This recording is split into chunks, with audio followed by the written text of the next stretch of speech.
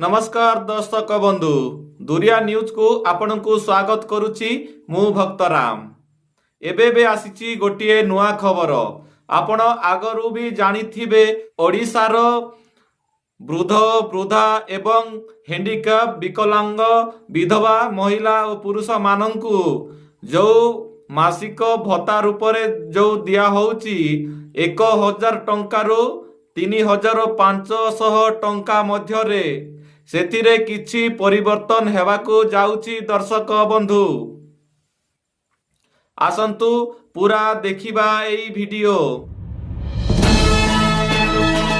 दर्शक बंधु कहि रखुछु आपणंकु आगरू जो नवीन सरकार थिला समय रे मधुबाबू पेंशन योजना शुभारंभ करिथिले। एथिरे प्रत्येक वृद्ध वृद्धा विकलांग हैंडिकैप विधवा मानंकु 500 टंका दिया जाउथिला। वर्तमान इलेक्शन पूर्वरु नवीन पट्टनायक पूर्वतन मुख्यमंत्री प्रत्येक व्यक्ति को 1000 टंका लेखाए घोषणा कले एवं 1000 टंका लेखाए प्रदान कले। एथि मध्यरे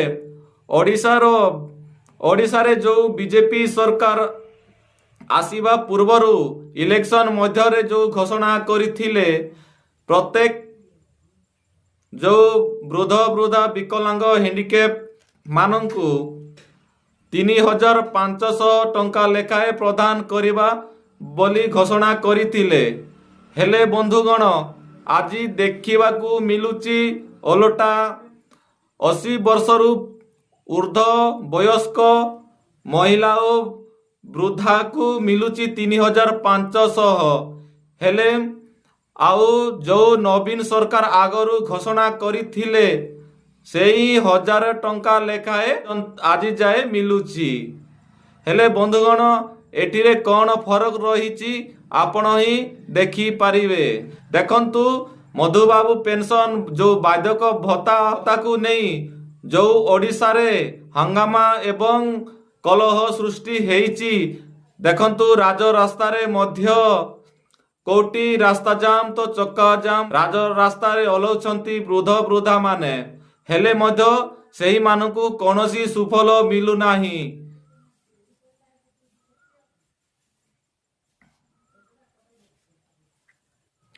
देखंतु किछि मास मध्यरे त्रिस्तरीय पंचायत निर्वाचन हेबाकू जाउची। सरकार 3500 टंका लेखाए ग्यारंटी घोषणा करिवे। जो 1000 टंका लेखाए जो भत्ता पाउछंती सेही मानंकु कन्फर्म कहि रखुची 3500 टंका सरकार देबे एवं जेउ माने 3500 टंका वर्तमान पाउछंती सेही मानकु किछि बढ़ई की देबे बोली बा गणमाध्यम रे चर्चा होउची। बीजेपी जो सभा रे महल रे चर्चा हेउची। दर्शक बंधु आम भिडियोटी जदि भल लागुथिले गोटे लाइक करंतु, चैनल रे नुआ करी आसीथिले गोटे सब्सक्राइब करंतु एवं सांग मानंकु शेयर करंतु एवं भलो हो ना खराब हो गोटे कमेंट करंतु। रहिली नमस्कार।